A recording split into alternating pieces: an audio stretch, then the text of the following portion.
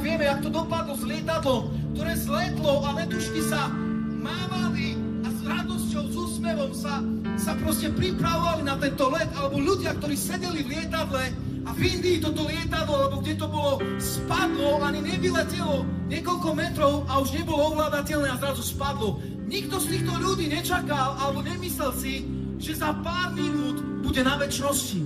Môžeš mať svoju cestu, ale stretni dnes na tejto ceste Ježiša, ktorý ti ponúka večný život, ktorý môže odpustiť tvoj hriech, tvoju duchovnú nahotu a tvoju duchovnú slepotu a môže ti otvoriť oči a môžeš dnes získať Ježiša a večný život a spasenie. Ak túžiš sa stretnúť s Ježišom, ak túžiš dnes ho poznať do svojho života, možno mi povieš, ale ja neviem ako. Môžem ťa previesť krátkými vetami, kedy to vyznáš úprimne vo svojom srdci. A Biblia hovorí, že každý, kto vo svojom srdci uverí, že Ježiš je Mesiáš a vyzná ho, on bude spasený.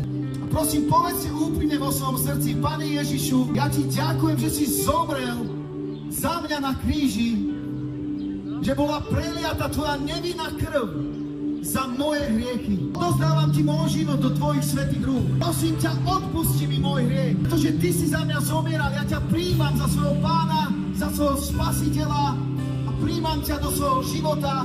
Prosím, pomôž mi žiť môj život na tejto zemi a pomôž mi ťa spoznať viacej. V mene pána Ježiša Krista ďakujem ti, že si ma počul. Amen. Si to dnes urobil, Ježiš vstúpil do tvojho života a Ježiš má pre teba nádej.